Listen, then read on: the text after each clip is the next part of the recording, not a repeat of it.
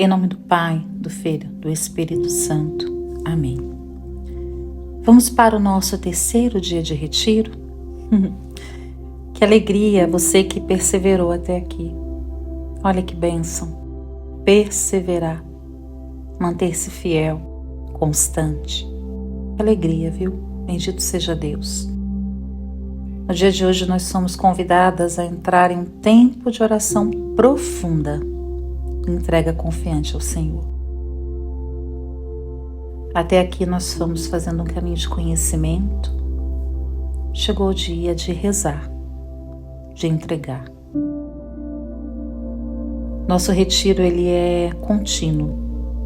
Não dá para esquecer o que vivemos no dia de ontem para começar como se fosse um novo dia hoje. Esses 5 dias são contidos num dia só. É como se ele fosse um só dia. Por isso que eu estou dizendo que nós confrontamos a dor, fizemos a experiência, escrevemos, falamos do nosso relacionamento com o Pai, mas agora chega aquela hora boa de rezar sobre tudo isso. Então, nesse terceiro dia, nós somos chamadas a viver um tempo de oração mais profundo, um momento de entrega, confiante ao Senhor. Vamos voltar lá para Agar, nossa personagem principal, nosso modelo nesse tempo de retiro. Depois que essa mulher ela foi rejeitada, foi maltratada, ela se encontrou com um anjo no deserto. Percebe que a gente vai e volta nesse momento? Porque ele é um momento de ruptura, de encontro. E é interessante porque Agar ela vinha de um grande sofrimento ali. Com a gravidez, Agar também erra, né? Agar olha torto para Sara. Agar também humilha Sara. Às vezes nós não reconhecemos também as nossas faltas. Estamos sempre terceirizando. É importante também reconhecer que mesmo às vezes no mal que fomos acometidos, que fizeram contra nós, também existem as minhas faltas. Se eu pudesse, contaria tantas realidades, experiências em que às vezes eu me coloquei num vitimismo e eu cresci.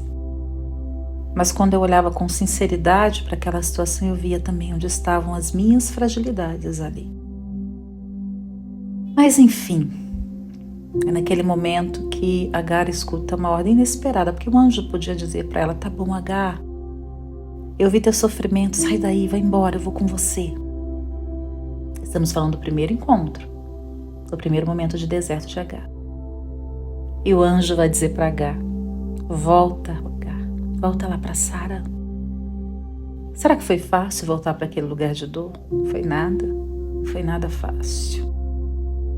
E retornar para o lugar de dor exigiu de Agar fé, obediência e algo assim espetacular. Abandono total nas mãos de Deus, confiança plena que o que Deus estava dizendo para ela era bom. E assim é conosco, não é verdade? Existem feridas que ainda sangram, memórias que doem, pessoas e situações que nós gostaríamos de esquecer, apagar da nossa vida. Mas Deus nos convida a não fugir, mas confiar. Ele não ignora de modo algum as nossas lágrimas, não ignorou Agar. Ele vê, ouve e age. Olha esses 3 verbos de ação do Senhor. O Senhor nos vê, Ele nos escuta, mas Ele também age. Mas você pode dizer: Cris, isso não é ser masoquista? Voltar para o lugar da dor? É cultuar o sofrimento. Mas não é não, viu, irmã? De modo algum. Fugir da dor pode parecer um refúgio, mas é um risco. Pode nos prender em ciclos de sofrimento sem sentido. Você já percebeu quantas vezes você vai e volta para o mesmo lugar? Às vezes com novos rostos, novos nomes, mas você tende a manter aquele ciclo doentio. Enfrentar a dor, então, não é uma questão de força e coragem somente, não. É sabedoria para reconhecer o tempo certo e o modo adequado para cada processo interior. Às vezes, de fato, é preciso um afastamento, né? Agar, ela precisou se afastar. O deserto foi esse lugar de afastamento, de colocar o coração no lugar. Não é confronto por confronto, não é nada disso. É saber que tudo tem um tempo. Essa sabedoria, essa ciência do espírito, né? Mas esse afastamento, ele não pode ser solitário ou passivo. Eu vou me afastar dessa situação, vou viver minha vida, vou esquecer. Não, não pode. Esse tempo de afastamento, ele deve ser acompanhado ou por pessoas que nos sustentam, não é? Quantos amigos, bons amigos, quantos amigos de Deus nós temos? Também um diretor espiritual é bem importante. Irmãos na caminhada, a busca pelos sacramentos, a vida de oração, porque a dor muitas vezes ela se entrelaça com realidades muito profundas. E às vezes nós ficamos no superficial. E aí gera angústia, depressão, sofrimento psicológico, é resultado. E o isolamento agrava essas feridas, não é verdade? Faz com que isso piore, com que a gente perca o sentido da vida. Enquanto a ajuda, enquanto esse cuidado que nós buscamos, vai nos conduzindo a um olhar mais verdadeiro para o lugar da dor, abrindo caminho para uma cura sã e duradoura. Não temporária, onde toda hora eu volto para o mesmo lugar, mas uma cura de fato desse processo. Esse afastamento, né, ele não é uma pausa de inércia como foi com H. Eu vou para o deserto, vou ficar ali, não. Mas é um tempo ativo de oração. Aquele diálogo com o anjo é um diálogo de oração, de busca, de encontro com Deus. Assim como fez Agar, né? Então, quando Agar foi ao deserto pela primeira vez, ela se afastou para ter um olhar mais coerente e verdadeiro para si e para a realidade à sua volta. E como eu disse, quero reforçar, Agar também teve os seus erros. Ela também precisava admitir o seu orgulho, a sua soberba. E então ela precisou voltar para que sua vida se tornasse plena. E aí sim, no segundo momento do deserto, ela ter de fato um caminho assegurado pela divina providência. Minha irmã, é um tempo de fragilidade e coragem, de entrega, de esperança, em que o coração aprende a confiar, ele precisa ser educado, viu? A confiar na providência divina, um dia de cada vez. Por isso que escrever é bom, para você não perder, que o seu coração está sendo treinado pela divina providência. Escrever os sinais da divina providência na sua vida ajuda muito, ou partilhar, né?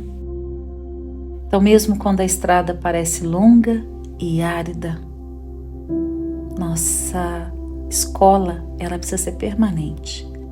E é nesse caminhar sustentado pela graça, pela comunidade, que a dor deixa de ser prisão e torna-se terreno fértil. Um terreno cheio de vida. Um terreno frutuoso para que a vida nova que Deus quer semear em nós possa ser semeada. Então hoje, diante do altar do nosso coração, nós somos convidadas a dizer como Agar: Tu és o Deus que me vê. Diga comigo: Tu és o Deus que me vê. Coloca a mão no seu coração. Tu és o Deus que me vê. Mais uma vez.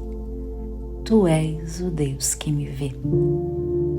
Coloca uma melodia nessa frase. Tu és o Deus que me vê. Tu és o Deus que me vê. Tu és o Deus que me vê. Tu és o Deus que me vê. Olha que lindo! E ao entregar a Ele tudo aquilo que nos pesa, as rejeições, as dores não ditas, as angústias guardadas, eu tenho certeza que o Senhor nos visitará. Então este é o dia da confiança. Tu és o Deus que me vê. Tu és o Deus que me vê. Tu és o Deus que me vê. Confiança que se constrói não na ausência da dor, mas na certeza de que Deus caminha conosco, mesmo quando a estrada nos leva de volta a lugares difíceis. Nós não estamos sozinhas. Ele nos vê, nos guia, nos sustenta. Então chegou a hora do exercício. Leia as perguntas, escreva, reze. E a dinâmica hoje é um pouco diferente. Com a sua oração pessoal, você vai escrever as suas intenções e também as suas ofertas. E, se possível, participe da Santa Missa e leva essa oração com você. Tudo que você escreveu à luz da meditação desta palavra de hoje. E ali no momento do ofertório, de modo simbólico, mas tão real e concreto, estenda a mão para o altar e apresente ao Senhor a sua oração. Que o Senhor te abençoe, te guarde. Em nome do Pai, do Filho, do Espírito Santo. Amém.